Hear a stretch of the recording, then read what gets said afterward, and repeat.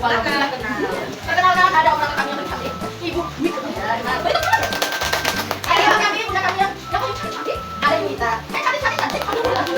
Sebelahnya kami 4 kali cantiknya ada Bu Bulan. Yang 5 kali cantiknya ada Bu Nadira. Yang 6 kali cantiknya ada ada mungkin 10.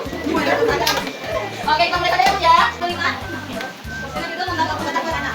Dalam membangun pengetahuan anak, guru kami inti dari setiap pengetahuan yang ingin anak-anak tentang memperhatikan anak dengan lingkungan kita sebagai sebuah belajar. Selain itu, penting bagi guru untuk menyesuaikan metode pengajaran dengan tahap perkembangan kognitif anak.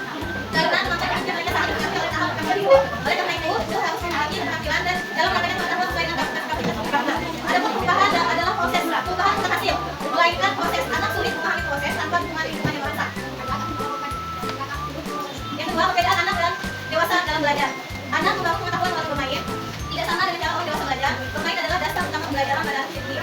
Manfaat bermain bagi anak melalui bermain yaitu mengembangkan perkembangan fisiknya, emosional, sosial, dan bahasa dan kebahagiaan. Adapun bermain dan relasi sosial, bermain memperkuat hubungan antar anak, meningkatkan komunikasi anak dengan orang tua, itu dari orang dewasa lainnya, membangun komunikasi yang efektif. Seorang guru dalam membangun pengetahuan anak yang mana yaitu guru sebagai model. Yang artinya guru menjadi contoh bagi anak dalam bersikap, berbicara dan bertindak, sehingga anak bisa meniru hal-hal positif dari guru tersebut. Yang kedua yaitu guru sebagai teman bermain. Guru ikut terlibat dalam aktivitas bermain untuk membangun kedekatan dan dinamika pembelajaran di luar bermain. Yang ketiga itu guru sebagai motivator. Guru memberikan semangat, pikiran dan dukungan anak untuk belajar lebih jauh lebih dahulu. Kesimpulan dari pembelajaran ini adalah menemukan lingkungan yang bagus untuk memahami proses perubahannya. Bermain adalah model utama dalam membangun pengetahuan anak melalui bermain gaya aspek pencapaian anak dalam tumbuh kembang. Pada pendidikan anak usia dini, guru harus adalah perangkat utama belajar untuk menstimulasi perkembangan usia dini.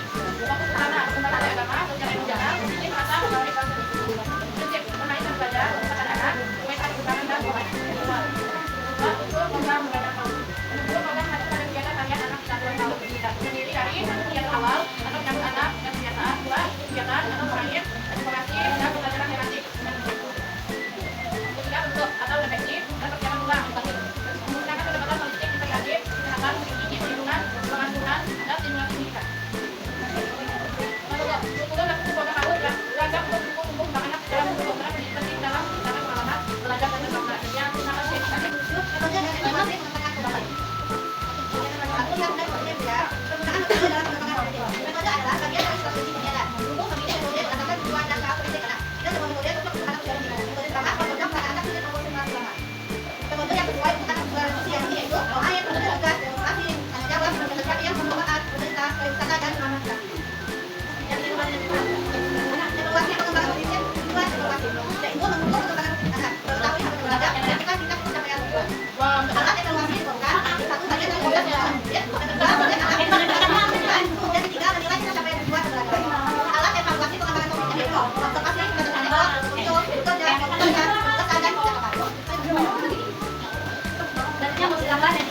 Belajar dalam pengetahuan kognitif. Lakukan hasil dan fungsi media dan sumber belajar, terutama aplikasi media, alat bantu dalam proses pembelajaran, fungsi belajar, kita mengenai proses dan meningkatkan minat belajar anak, fungsi menyampaikan pesan pembelajaran dan meningkatkan motivasi, menunjukkan perkembangan kognitif anak. Yang kedua, jenis sumber belajar, lingkungan sekitar, buku dan bahan cetak, teknologi, audiovisual digital, permainan edukatif. Yang kedua, penerapan media dan APD dalam pengembangan kognitif. APD alat peralatan edukatif, sarana bermain sambil belajar, contoh media, puzzle, melatih logika, balok susun, melatih berpikir spasial, flashcard, melatih memori dan bahasa. Prinsip penggunaan media dan APD sesuai dengan usia dan tahap perkembangan, menarik dan interaktif, aman digunakan, mengintegrasikan aspek kognitif, sosial dan motorik. Kesimpulannya, media dan sumber belajar penting dalam menstimulasi perkembangan kognitif anak.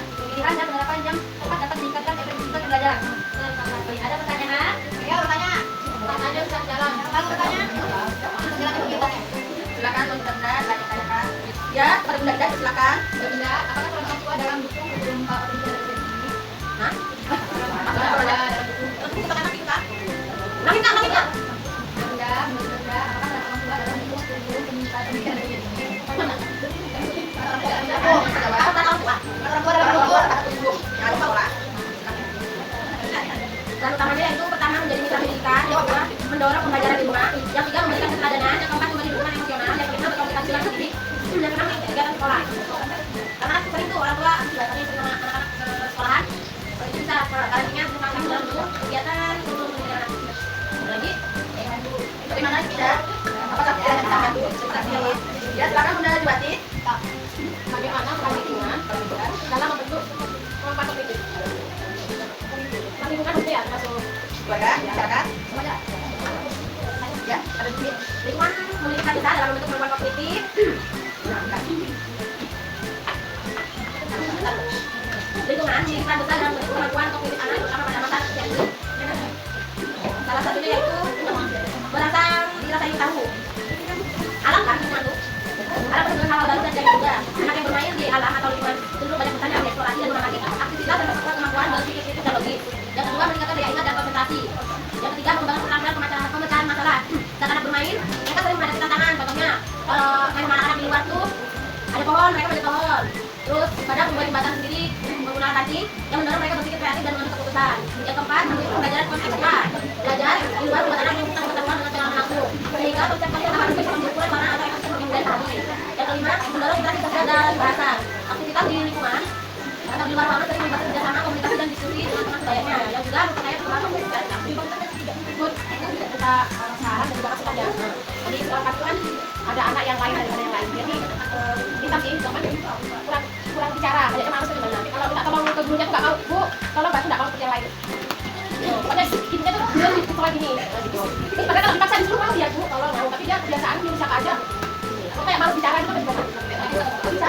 Tapi kalau kita kasih tahu, misalnya dia terima kasih, dia nggak lagi apa jalan ya. Makanya ada yang bicara, kasih tahu nggak bisa jawab. Ini nggak menjawab gitu loh. Tapi ya kalau bisa dia bicara, nggak bisa jawab. Kamu paham nggak? Malu kali ya kalau jawab. Kan tadi kelebaran aja. Kenapa enggak sih? Ya, di rumah kayak gitu dipaksa. Kalau sekolah saya juga ada yang kayak gitu.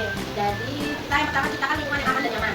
Takutnya anak tuh suka kita nggak tahu nih teman yang lainnya itu.